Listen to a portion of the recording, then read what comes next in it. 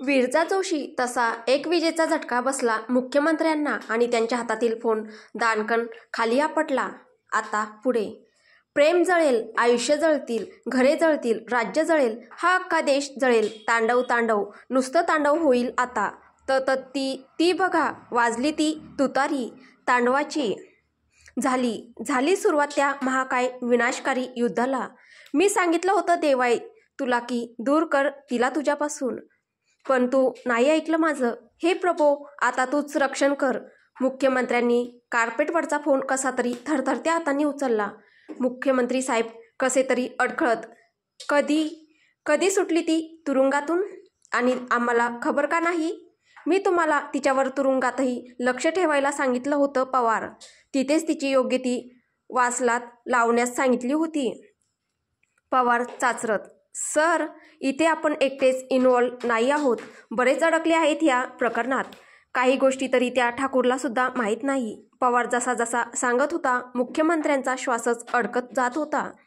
पवार घाबरत अडखळत, हे तर फक्त अर्धच सत्य आहे, पूर्ण सत्य तर कोणालाच माहीत नाही. त्या काल रात्रीचं. मुख्यमंत्री साहेब स्वतःला कसेबसे सावरत, कुठे आहे ती आता? पवार, 15 दिवसांपूर्वी सुटली ती. आता ठाकूर पॅलेसमध्ये आहे, ठाकूरच्या नजरेखाली. आपण काय करायचं सर यापुढे? मुख्यमंत्री साहेब, आपण काहीच करू शकत नाही आहात पवार. आता जे पण काही करायचं ना, तो ते आपला बाप बसलाय ना, तो ठाकूर तो करेल. देव करो त्या राक्षसाला पूर्ण सत्य कधीच कळू नये. तिच्या मरणाने खूप सारे प्रश्न सुटले असते, सगळे सुटलो असतो आपण. सत्य असंच गाढून राहिलं असतं त्या काळाच्या उदरात. पण तिच्या जिवंत राहण्याने, परत येण्याने सारेच प्रश्न परत उभे राहिले आहेत. देव करो तो ठाकूर त्या मुलीसाठी भूतकाळाचे खड्डे उकरून न काढो. जितकं शक्य असेल तेवढं ह्या ठाकूरपासून दूर राहा. त्याच्या नजरेत न येण्याची काळजी घ्या पवार. उगाचच काही कारण देऊ नका, त्याला चिडायला लावू नका. एक क्षुल्लक ठिणगी आणि वणवा पेटायचा सगळीकडे. तो शांत राहील तर तोही सुखात राहील आणि आपणही जिवंत राहू. एवढं बोलून मुख्यमंत्री साहेबांनी दानकन फोन खाली ठेवून दिला आणि डोक्याला हात लावून बेडवर बसले. त्यांना अचानक कसं तरी वाटायला लागलं. ते आपली छाती चोळत हृदयावरचा दाब कमी करण्याचा प्रयत्न करत होते. जास्त त्रास व्हायला लागला तसा त्यांनी शेजारी झोपलेल्या आपल्या पत्नीला हलवून जागा करायचा प्रयत्न केला. मुख्यमंत्री साहेब, अहो कल्पना उठता का जरा? मुख्यमंत्रीबाई मस्त गाढ झोपेत होत्या आणि उठायला काही तयार नव्हत्या. तसे मुख्यमंत्री साहेब जोरात चिडले आणि ओरडले, अगं ये कल्पना उठ की. माझ्या बीपीची गोळी कुठे ठेवली आहे ती बघ जरा. कसं तरी वाटतंय मला. उठ आणि आधी त्या गोळ्या शोधून दे मला. अगं उठ की. देव ही बाई आहे की हिडिंब आहे? नवरा इथे मरतोय ही झोपली कुशाल? थोड्याच वेळात एक ॲम्ब्युलन्स मुख्यमंत्री निवासातून हॉस्पिटलच्या दिशेने धावू लागली. पण या सगळ्या गोष्टीपासून दूर कुठेतरी दिल्लीमध्ये मुख्यमंत्र्यांचा फोन टॅप केला जात होता. देवाय कार्तिक ठाकूरबद्दल ही एवढी महत्त्वाची माहिती त्याच्यासाठी खूपच महत्त्वाची होती. कितीक वर्षापासून ते त्या ठाकूरला दाबायचा प्रयत्न करत होते, पण ठाकूर काय हातात येत नव्हता. उलट एखाद्या मदारीप्रमाणे त्यांच्या गळ्यात दोऱ्या घालून त्यांना इतकी वर्ष स्वतःच्या इशाऱ्यावर नाचवत होता. आता कुठे हा आपल्या हातात येऊ शकतो? फक्त त्या रात्रीचं खरं आणि पूर्ण सत्य कळलं पाहिजे. अशी कोणतीही रात्र होती जिने सगळीकडे आधी घमासान माजवलं होतं आणि आता तांडव माजवणार आहे. Game begin. देवाय ठाकूर, सी यू सून. इथे केंद्रीय यंत्रणा कामास लागल्या होत्या तर तिथे एक प्लेन भवानीपूर विमानतळावर उतरत होतं. ती व्यक्ती रागात आपल्या मुठी आवळत होती. त्या रक्ताळलेल्या मुठीने त्याने तो देवायचा फोटो फाडला आणि जाळला. जसं तू माझं घर उद्ध्वस्त केलंय देवाय ठाकूर, तसं मी तुझं घर उद्ध्वस्त करीन. जसा तू माझा जीवाचा तुकडा हिरावून घेतलास माझ्यापासून, तसा मी तुझी सगळ्यात जास्त प्रिय वस्तू तुझ्यापासून हिरावून घेईल.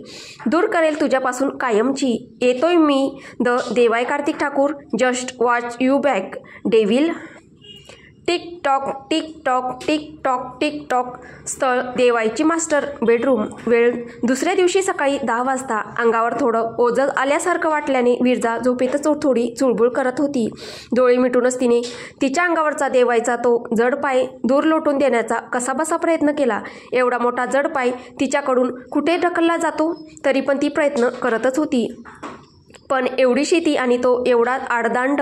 शेवटी तिच्या त्या सततच्या हालचालीने देवाय अस्वस्थ झाला आणि त्याने झोपेतच दोन्ही हातांनी तिला परत आपल्या मिठीत ओढून घेतलं. परत तिच्या अंगावर आपले मस्त पाय टाकले. तिच्या केसात आपली मान खुपसवीत तिच्या देहाचा तो मंद मंद सुगंध आपल्या श्वासात ओढून घेत आपल्या त्या राकट बोटात तिची ती नाजूक बोटं अडकवीत परत तो गाढ झोपी गेला.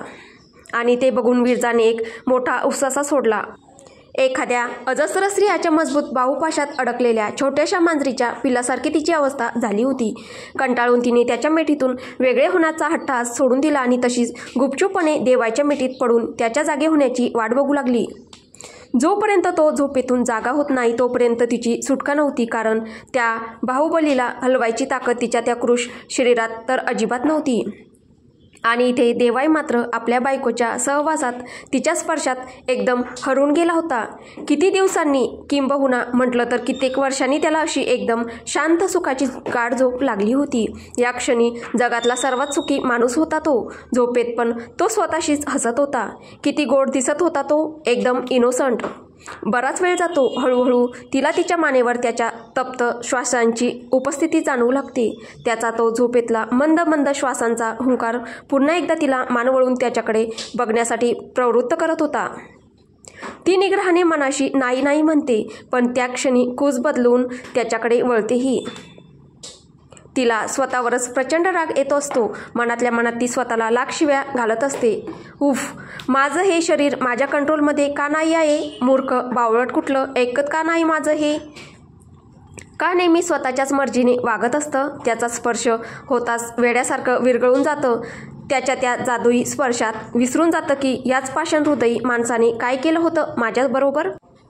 माझ्याच लग्न मंडपात माझ्याच होणाऱ्या नवऱ्यासमोर माझ्याशी जबरदस्तीने लग्न केलं. वरतून माझ्याच डोळ्यांसमोर माझ्याच हातून त्याला ठार केलं. अगदी एका क्षणात अतिशय निर्गुणतेने मारून टाकलं होतं करणला ह्याने. वरतून त्याच्या हत्येच्या आरोपाखाली मला जेलमध्ये पाठवलं. ती जेल, ती भयानक जेल. त्या जेलच्या नुसत्या आठवणीने तिचे ते क्रूर शरीर थरथरून गेलं, जागच्या जागी गोठून गेलं. हजारो काटे उभे राहिले त्याच्यावर. ती भीतीने थरथर कापत होती, पुढे मागे होत होती. तिच्याप्रती त्याने दाखवलेल्या कोऱ्याच्या आठवणीने थिजून गेली ती जागच्या जागी. मिस्टर ठाकूर, एवढं कोर्य दाखवूनही आता ही जवळीक कशासाठी? हे सारखं सारखं मिठीत ओढून घेणं कशासाठी? आता काय वाईट करायचं राहिलं आहे माझं? सगळंच तर बरबाद केलंय तुम्ही. उरलंच काय आहे माझ्याकडे आता? माझ्या मनाशी असं सारखं खेळण्यापेक्षा एकदाचं मारून टाका ना मला, जसं तुम्ही करणला मारून टाकलं. एका क्षणात, एक गोळ्यानी खेळ खतम. मुक्त करून टाका मला ह्या सगळ्या पाशांतून एकदाचं. तिरस्कार करा, छळा मला, माझ्याप्रती कोर्य दाखवा, चालेल मला ते सगळं. सहन करेल मी ते सगळं आनंदाने. पण तुमची ही जवळीक, तुमचं हे शापित प्रेम नकोय मला यापुढे माझ्या आयुष्यात.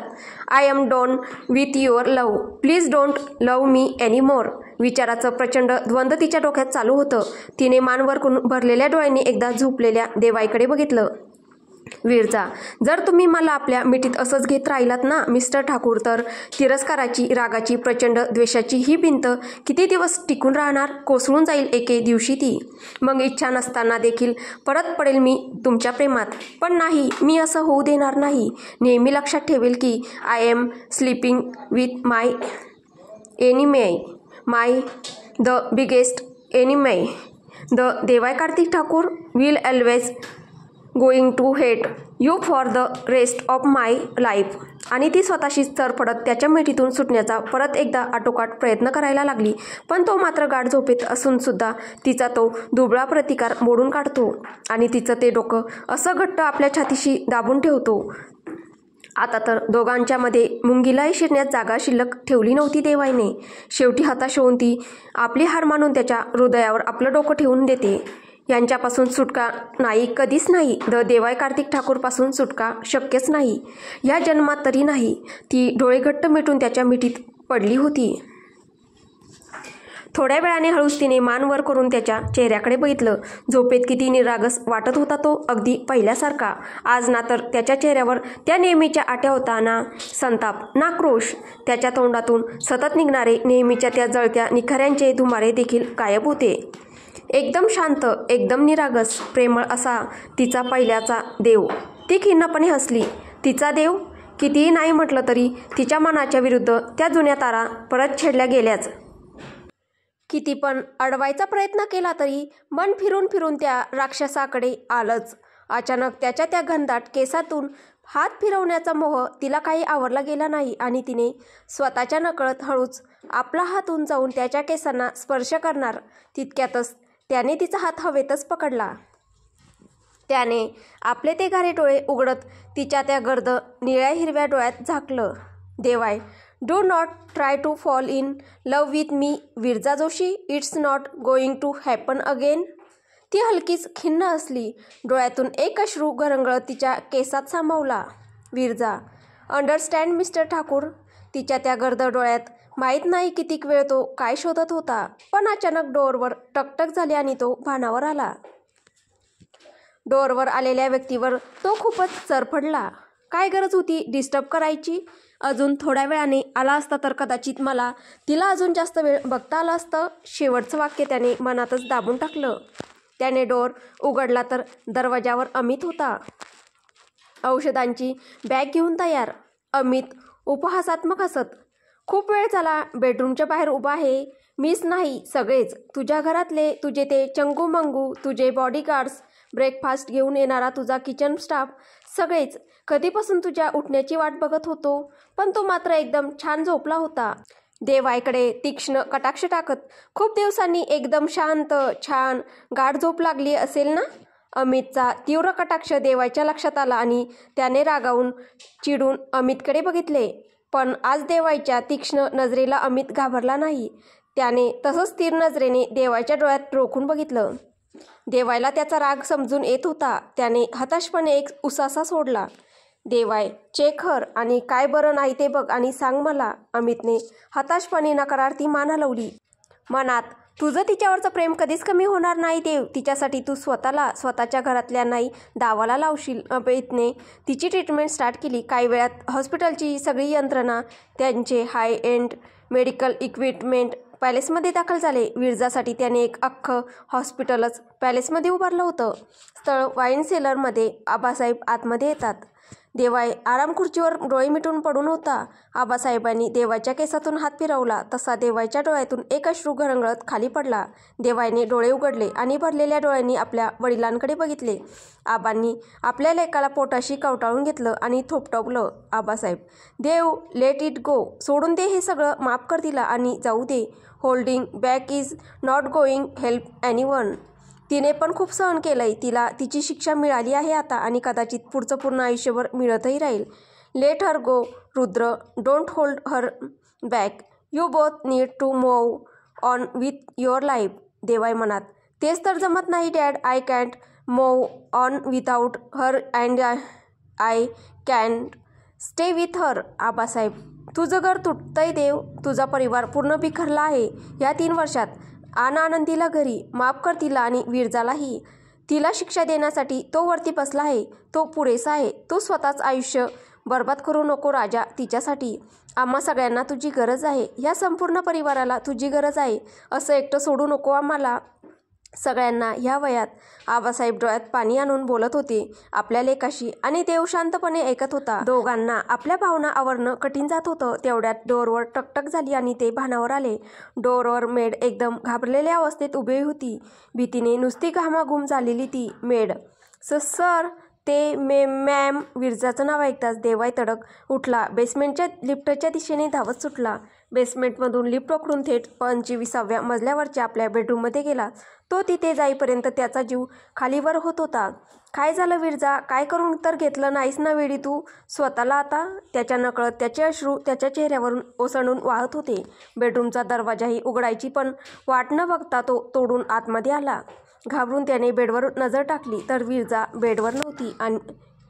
अमित आणि बाकीच्या मेड्स बाथरूमच्या दरवाजाच्या बाहेरच उभ्या होत्या.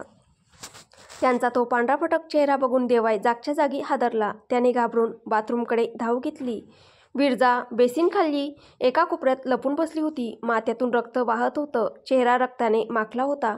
तिने घाबरून आपलं सगळं अंग आखडून घेतलं होतं. एखाद्या मनोरुग्णासारखी ती पाठीमागे पुढे मागे वेगाने होत होती. वेगाने तिचं ते डोकं त्या पाठीमागच्या बेसिनच्या भांड्याला जोरात आपटत होतं. डोक्याच्या पाठीमागून आता रक्त वाहू लागलं होतं. पण तिला त्या वेदनाचं जाणवत नव्हत्या. ती अचानक वादळात सापडलेल्या एवढ्याशा कोकरासारखी भेदरून गेली होती. तिला त्या अवस्थेत बघून त्याचं काळीज पिळवटून जात होतं. पण ह्या सगळ्यात त्याला भीती वाटत होती, ती तिच्या डोळ्यातील त्या अनामिक दहशतीची. तिच्या डोळ्यातली ती दहशत. पण नक्की कशाला घाबरत होती ती? भीतीने थरथर कापणाऱ्या वेड्यासारखी मागे पुढे होणाऱ्या विरजाकडे तो बघतच बसला. तिच्या अंगावर अर्धवट कपडे होते. मानसिक धक्क्याने त्याला विरजाला पुढे होऊन सावरायचं पण लक्षात आलं नाही. मग मात्र तो भानावर आला. त्याने पुढे होऊन तिला सावरायचा प्रयत्न केला, पण ती मात्र जोराने वेड्यासारखी किंचाळली आणि अजून मागे सरकली. तिच्या त्या किंचाळल्याने तिथं उपस्थित असलेल्या सगळ्यांचीच काळीज थर कापली. देवाईने पटकन पुढे होऊन आपल्या अंगातील शर्ट तिच्या अंगावर टाकून तिचं ते शरीर झाकण्याचा प्रयत्न केला, पण तिने ते झटकून टाकले. तसं त्याने तिला त्या बेसिन खालून बाहेर खिचून काढले आणि आपल्या मिठीत घेण्याचा प्रयत्न केला. पण तिने मात्र जोरात हातपाय झटकले आणि त्याला धक्का देऊन पाडायचा प्रयत्न केला. ती त्याला आवरता आवरली जात नव्हती. एवढा प्रचंड तो, पण त्या क्रूर शरीराच्या विरजाला सांभाळण्यास असमर्थ ठरत होता. ती त्याच्या आवाक्यातच येत नव्हती. त्या प्रकारात तिच्या अंगावरचे अर्धवट कपडे विस्कळीत होत होते. देवाईने तिच्या अंगावर टाकलेला शर्ट सारखा खाली पडत होता. ते बघून अमितने दुसरीकडे मान हलवली. तिची हालत बघून देवाई अक्षरशः रडकुंडीला आला होता. ती त्याच्या मिठीतही सारखी मान मागे पुढे हलवत होती, सारखी सुटण्याचा प्रयत्न करत होती. विरजा, बर्फ बर्फ बर्फाची लादी, नाही नाही. तसं देवाने रागावून अमितकडे बघितले. तसा अमित घाबरला. अमित घाबरत तिच्या जखमांना नीट क्लीन करायचं होतं, पण ती ऐकतच नव्हती. म्हणून मेड्स तिला बाथरूममध्ये नेऊन आंघोळ घालू लागल्या. तर ते अंगावर थंड पाणी पडलं आणि मग ती अचानक किंचाळू लागली. मी बर्फ नाही टाकला तिच्या अंगावर, खरंच शपथ. अमित देवाईच्या त्या धारदार नजरेसमोर अक्षरशः थरथर कापत होता. अक्षरशः रडकुंडीला आला होता तो. देवाईने परत आपल्या मिठीतल्या विरजाकडे बघितलं. ती अक्षरशः वेड्यासारखी किंचाळत, देवाईला मारत, त्याला ओरखडे काढत त्याच्या मिठीतून सुटण्याचा आटोकाट प्रयत्न करत होती. तिच्या त्या ओरबडण्याने देवाई अक्षरशः रक्तबंबाळ झाला होता. त्याने तिला कसंबसं उचलून बेडरूममध्ये आणलं. ती ऐकतच नव्हती. तिला 7-8 मेड्सनी पकडून ठेवलं आणि तिचे दोन्ही हातपाय बेडच्या पोळला बेडशीटच्या साहाय्याने बांधून टाकले. ती अजूनच घाबरून बिथरून गेली होती. वेड्यासारखी मोठमोठ्याने किंचाळत होती. देवाईला अक्षरशः बघवत नव्हते तिचे ते हाल. त्याने तिला घट्ट पकडलं. स्वतःच्या थरथरत्या हातांनी तिच्या तोंडात बोळा कोंबला. अमितने पटकन सिरीज काढली आणि विरजाला इंजेक्शन दिलं. हळूहळू गुंगी येऊन विरजा बेशुद्ध झाली. देवाई तिच्या मानेत मान खुपसवून अक्षरशः लहान मुलासारखा रडत होता. देवाई विरजाची अवस्था बघून अमितलाही रडू कोसळले. किती हतबल झाले होते ते दोघे आपल्या प्रेमापुढे. प्रेमात काय एवढं दुःख असतं? कोणाला चुकीचं समजू, कोणाला योग्य समजू. देवाईला असं रडताना बघून त्या मेड्सनाही अश्रू आवरले गेले नाही. मनातल्या मनात त्या देवाई विरजासाठी त्या आकाशातल्या देवाकडे 1000 प्रार्थना करत हळहळत रूममधून बाहेर निघून गेल्या. अमितला खूप वाटत होतं की पुढे होऊन त्या देवाईला सावरावं, पण त्याची हिंमतच होत नव्हती. काय सांगून सावरणार होता तो देवाईला? बेडवर हात-पाय बांधून ठेवलेल्या बेशुद्ध विरजाकडे देवाईने रडवेल्या नजरेने बघितलं. तिच्या तोंडातून आपल्या थरथरत्या हाताने कापडाचा बोळा अलगद काढला. अश्रू आवरले जात नव्हते त्याला. तो हतबलपणे रडत होता आपल्याच नशिबावर. त्याचे अश्रू तिच्या त्या बंद डोळ्यांवर पडून तिच्याच डोळ्यातून वाहत होते. त्याने ते अलगद पुसले. हळूवारपणे त्याने तिचे बांधलेले एक हात पाय त्या बेडशीटच्या गाठीतून सोडवला. जिथे जिथे गाठ पडली होती तिथे तिथे आता बरेच रक्त आणि जखमा झाल्या होत्या. त्या प्रत्येक साकळलेल्या रक्तावर तो आपले ओठ ठेवून हळूवार फुंकर घालत होता आणि मोठ्या आशेने तिला बरं वाटतंय का असं आपल्या भरलेल्या डोळ्यांनी तिच्याकडे बघून खात्री करून घेत होता. खूपच केविलवाना झाला होता तो. अमित विरजाच्या शरीरावरच्या जखमांवर मलमपट्टी करू लागला. त्याने देवाईकडे बघितलं आणि बोलला, देव, बर्फाची लादी म्हणजे जेलमध्ये हिच्याबरोबर? पुढे अमितला बोलावलंच गेलं नाही. देव मात्र विरजाला शांतपणे थोपटवून डोळ्यात अंगार घेऊन तडक त्या रूमच्या बाहेर पडला. त्याच्या दान पावलांनी सगळ्यांच्या मनात धडकी भरत होती. कोणता तांडव घेऊन येणार होता हा यमराज आता देव जाणे. त्याने तसाच राणाला फोन केला. जर मला आताच्या आता इन्फॉर्मेशन मिळाली नाही तर तुला ठार करीन मी. तिथे शॉवरखाली आंघोळ करत असलेला राणा त्या गरम पाण्यातही थरथर कापू लागला. इथे धडाधड गाड्या पॅलेसमधून बाहेर निघाल्या. पण गाडीत चढण्यापूर्वी देवाई अगदी शांत पण कठोर स्वरात बोलला, गर्ल्स. त्या फक्त एका शब्दानिशी तिथे उपस्थित असलेला प्रत्येकजण जागच्या जागी गोठून गेला. सगळ्यांची झाड थिजून गेली. अचानक त्या झाडीतून त्या 7 जणी एक एक पाऊल टाकत पुढे आल्या. त्या 7 जणी आणि त्यांची ती शांत पण मृत्यूचं संगीत घेऊन येणारी ती पावलं काळजात नुसता भूकंप माजवत होती. कसलीही घाई न करता एकदम शांतपणे त्या तिथे उपस्थित असलेल्या सगळ्यांकडे रोखून बघत पुढे येत होत्या. भीतीने सगळ्यांनीच डोळे गच्च मिटले. आज पहिल्यांदाच गर्ल्स पॅलेसच्या बाहेर निघत होत्या. त्या पण दिवसाढवळ्या. मृत्यूचं आमंत्रण घेऊन काय तांडव माजणार होतं हा यमराज आणि त्याच्या त्या मृत्यूच्या देवता देव जाणे. त्यांच्यासाठी विशेष गाड्या बोलावण्यात आल्या. सगळ्या खिडक्या काळ्या पडद्यांनी झाकलेल्या. त्या काळ्या गाड्या नव्हत्या तर जिवंत चित्ताच होत्या, ज्या आपल्या भक्ष्याकडे जाणार होत्या. एकेका गाडीमध्ये एक एक गर्ल्स चढली. त्या गाडीचे ड्रायव्हर गाडीची चावी लावून गाडी स्टार्ट करण्याचा कधीपासून प्रयत्न करत होते, पण भीतीने त्या थरथरत्या हातातून त्या चाव्या निसटल्या जात होत्या. 2 मिनिट झाली, 5 मिनिट झाली आणि आता 10 मिनिट होण्याची वेळ आली, पण गाड्या काही स्टार्ट होईना. तेवढ्यात देवाई रागाने गरजला, आता जर 1 मिनिटात गाड्या स्टार्ट झाल्या नाही तर गर्ल्सला तुमच्या बाजूला बसवण्यात येईल. तशा ड्रायव्हरनी एका हाताने दुसऱ्या थरथरणाऱ्या हाताला कसाबसा आधार देत चाव्या टाकून गाड्या स्टार्ट केल्या आणि निघाल्या त्या मृत्यूच्या देवता रक्ताचा नंगानाच खेळायला त्या शहराकडे. सर जो कटेगा धड़ से कटेगा, कहाँ पे चिटेगा कहाँ पे बचेगा, पट पर है घाट, मौत के विजय के साथ उठा तो गिरेगा, गिरा तो चिरेगा, चिड़ा तो मिलेगा, मिला तो मारेगा, जग जग भाग भाग, बच सके तो बच ले आज, आंधी है ये सलसाला है, पूरे जोर पर चला है किसमें दम है, जो लड़ा है कौन रह सका खड़ा है, सबसे अटल सबसे प्रबल शस्त्र, रक्तचरित्र रक्तचरित्र रक्तचरित्र रक्तचरित्र रक्तचरित्र रक्तचरित्र, सबसे अटल सबसे प्रबळ शस्त्र रक्तचरित्र. स्थळ सिटी जेल मधली एक रूम. सिटी जेलच्या एका रिकाम्या बॅरॅकमध्ये ते सगळे एका कोपऱ्यात थरथर कापत बसले होते. देवाच्या माणसांना त्यांना हात लावायचीही गरज पडली नाही. गर्ल्सचा आवाज जो त्या बॅरॅकमध्ये गुंजत होता. देवाच्या माणसांची ही वेगळी स्थिती नव्हती. राणाच्या तर भीतीने गुडघ्यामधल्या कवट्या कडकड वाजायला लागल्या होत्या. देवाईने फक्त एक भुवई वर करून त्याच्याकडे बघितलं. तशी राणाने एका हाताने आपल्या त्या कडकडणाऱ्या कवट्या आवरल्या, दुसऱ्या हाताने आपलं तोंड दाबून ते एकमेकांवर आपटणारे दात सावरले. जॉन बॉस ते मॅम ज्यावेळी जेलमध्ये होत्या त्यावेळी त्यांच्या महिला विभागाचे वॉर्डन, त्यावेळचे काही शिपाई, मॅमच्याच बॅरॅकमध्ये उपस्थित असलेले कैदी अचानक सगळेच एकाच दिवशी गायब झाले होते. ते आणि अजून काही लोक त्या लोकात सामील होते. त्या सगळ्यांना पकडून समोर आणण्यात आलं आहे. आम्ही जेलमधलं CCTV रेकॉर्डिंगही बघितलं. मॅमला ज्या बायकांच्या बॅरॅकमध्ये ठेवलं होतं त्या सगळ्या बॅरॅकच्या सगळ्या कॅमेऱ्यांचं गेल्या 3 वर्षाचं रेकॉर्डिंग मुद्दामहून नष्ट करण्यात आलं आहे आणि नष्ट करणारा ते समोर बसले आहेत. जेल सुरक्षा विभागातले 2 कर्मचारी ह्या सगळ्यांच्याच अकाउंटमध्ये गेल्या 3 वर्षात 4 अकाउंटमधून टप्प्याटप्प्याने जवळजवळ 30 ते 35 कोटीची रक्कम ट्रान्स्फर झाली आहे. त्यातील 3 अकाउंट अशी आहेत: महसूल मंत्र्यांचा मुलगा अनय माने, प्रतिष्ठित उद्योगपती विजय चोप्रा यांचा मुलगा राज चोप्रा, प्रसिद्ध बिल्डर राजूभाई कटारिया यांचा मुलगा सनी कटारिया. पण यांनी ही सगळी रक्कम डायरेक्ट न देता वेगवेगळे सोर्स वापरून नगरसेवक, आमदार, कार्यकर्ते, अगदी पानपट्टीवाल्यांच्याही अकाउंटमधून ट्रान्स्फर केले आहेत. प्रत्येक ट्रान्स्फरच्या वेळी नवीन अकाउंट वापरण्यात आलंय. अतिशय गुप्तपणे अगदी प्लॅनिंग करून ही गोष्ट करण्यात आली आहे. सुरुवातीला आम्हीही चक्रावून गेलो होतो हा प्रकार बघून. आणि हो, अजून एक अकाउंट आहे सर, पण त्याचा काहीच ट्रेस लागत नाही आहे. खूप प्रयत्न केला आपल्या फॉरेन्सिक अँड इंटेलिजन्स टीमने ते शोधायचा, पण काही उपयोग नाही. या 30-35 कोटीतली 90% रक्कम याच अकाउंटमधून पाठवण्यात आली आहे. आणि हा अजून एक महत्त्वाची गोष्ट, हा जो महसूल मंत्री आहे ना, आपल्या मुख्यमंत्री साहेबांच्या मेवण्याचा मेवणा आहे. देवाई गरजला, मग ती सगळी लोक आता माझ्या समोर उभी का नाही आहेत?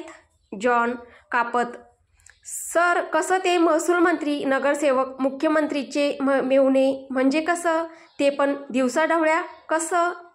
देवाने जॉनची मानगूट पकडली आणि बोलला, टेल मी जॉन, तुला जास्त कोणाची भीती वाटते, लोकांची की माझी? देवाईचा तो संतप्त चेहरा आपल्या चेहऱ्याच्या एवढ्या जवळ पाहून जॉन घाबरून गेला. देवाईला नाही म्हटलेलं आवडायचं नाही आणि ही चुकी त्याने आयुष्यात दुसऱ्यांदा केली होती. He has wronged his matter again. John थरथरत, तुमची सर? देवाय, गुड, वाटलीच पाहिजे. म्हणजे असे प्रश्न यापुढे येणार नाहीत तुला. आणि तुला जर हे जमत नसेल ना तर गर्ल्स जातील आता हे काम करायला, तांडव माजवायला. जॉनने भीतीने त्या दरवाजाकडे बघितलं ज्याच्या पलीकडे गर्ल्स उभ्या होत्या, त्यांच्या आमंत्रणाची मोठ्या आतुरतेने वाट बघत. गर्ल्स, त्या मृत्यूचा देवता शहराच्या रस्त्यावर, ते पण दिवसाढवळ्या मृत्यूचा क्रूर खेळ खेळायला. त्यात हाहाकाराचा विचार करूनच जॉन थरथर कापू लागला. त्याचे हातपाय थंड पडले. मृत्यूपेक्षा जास्त क्रूर कोण असेल तर तो देवाय कार्तिक ठाकूर, आणि त्याच्यापेक्षा जास्त क्रूर कोण असतील तर त्या 7 जणी ज्यांच्या क्रूरतेला काही सीमाच नव्हती. देवाने त्याची मानगूट पकडून त्याला दूर ढकलून दिलं. जॉनने कसंबसं स्वतःला सावरत पटापट फोन फिरवले.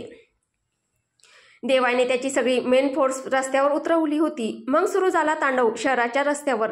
देवाच्या माणसाच्या गाड्या शहराच्या विविध भागांवर उभ्या होत्या. फोन आला, नाव कळलं, पत्ता कळला की डायरेक्ट त्या पत्त्यावर जाऊन त्या माणसाला उचलून आणायचे. काही जण तर परराज्यात होते तर प्रायव्हेट जेट पाठवून त्यांना तिथून उचलण्यात आले. आणि महसूल मंत्री आनंदराव माने, उद्योगपती विजय चोप्रानी, बिल्डर राजूभाई कटारिया या सगळ्यांना घेऊन गाड्या जेलच्या दिशेने निघाल्या. याविषयी कुठलीही खबर बाहेर पडू नये, कुणी काही छापू नये म्हणून प्रत्येक मीडिया हाऊसमध्ये, प्रत्येक वर्तमानपत्रांच्या कार्यालयात देवायची माणसं जाऊन बसली होती. टेलिकॉम कंपन्यांचे नेटवर्क हॅक करण्यात आले. सोशल मीडिया मेसेजिंग ॲप्स बंद पाडण्यात आले. सीतारा सिंग कमिशनर साहेबांच्या केबिनमध्ये बसून त्यांचा पाहुणचार घेत होता. कमिशनर साहेबांना नम्र विनंती करण्यात आली होती की त्यांनी सहकार्य करावं, नाहीतर त्यांना पण उचलून नेण्यात येईल. जी अर्थात कमिशनर साहेबांना मोठ्या आनंदाने मान्य करावी लागली. त्या गाड्या जशा रस्त्यावरून फिरत होत्या, शहरात खळबळ माजली होती. धडाधड घराची दारे, खिडक्या बंद होऊ लागली.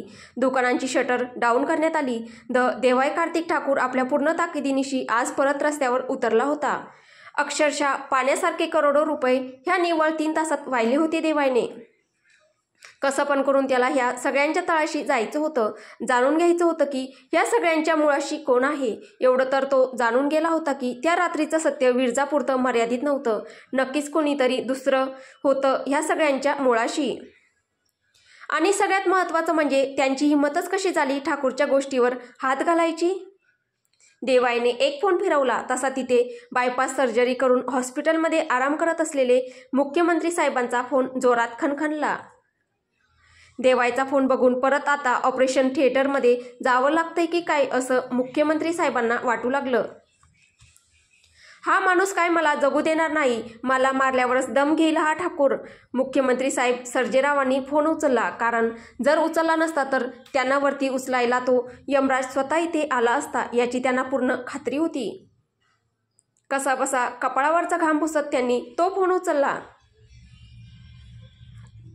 त्यांनी तो फोन उचलायच्या आधीच देवाय गरजला, या क्षणी तुमची मुलगी आता आपल्या मैत्रिणींबरोबर मॉलमध्ये शॉपिंग करत आहे. मुलगा मनालीच्या फार्म हाऊसवर आपल्या मित्रांबरोबर पार्टी करत आहे. तुमच्या मिसेस गरवारे लेडीज क्लबमध्ये भाषण देत आहेत आणि तुम्ही 6व्या मिनिटाला सिटी जेलच्या जुन्या बॅरेकमध्ये येत आहात. मुख्यमंत्री साहेब नुसते गप्पगार झाले. तिकडून फोन बंद झाला आणि ते त्यांच्या दरवाजावर टकटक झाली. बाहेर जोसेफ आणि सँडी उभे होते त्यांची पालखी उचलायला. दरवाजावर त्यांचे सुरक्षा रक्षक पण होते. मुख्य सचिव पवार पण होते. त्यांनी त्यांच्या माणसांना गप्प राहण्याचा इशारा केला आणि ते कपडे घालून आपल्या मुख्य सचिवांबरोबर निघाले. असे पण ते आपल्या माणसांना सांगून काय करणार होते. दरवाजावर फक्त जोसेफ आणि सँडी दिसत असले तरी त्यांच्या पाठी शेकडोंची फौज निव्वळ एका इशाऱ्याची वाट बघत असेल ह्याची मुख्यमंत्री साहेबांना पूर्ण खात्री होती. कधी त्यांचं आणि त्यांच्या माणसांचा नामोनिशाण मिटलंच असतं तर कळलंही नसतं. वरतून त्यांच्या मृत्यूची एक खूनही त्या ठाकूरने मागे सोडली नसती ही गोष्ट वेगळी. खूपच उलट्या काळजाचा माणूस होता तो ठाकूर, खूपच. आणि हे सगळं कोणासाठी? तर त्या एका क्षुल्लक मुलीसाठी. असं आहे काय त्या मुलीमध्ये की हा ठाकूर अक्षरशः वेडा झालाय आणि मारत सुटलाय सगळ्यांना. राहून राहून मुख्यमंत्री साहेबांना एका गोष्टीचं नेहमीच आश्चर्य वाटायचं की हा उलट्या काळजाचा राक्षस असा कसा कोणाच्या प्रेमात पडू शकतो? कसा काय? तर पुढे काय होईल हे आपल्याला पुढच्या भागात पाहायला भेटेल. तुम्हाला ही कथा कशी वाटते आहे कमेंटद्वारे नक्की कळवा. आणि कथा आवडत असेल तर व्हिडिओला लाईक करा, शेअर करा आणि कथेचे पुढील भाग ऐकण्यासाठी आपल्या चॅनलला सबस्क्राईब करा. धन्यवाद.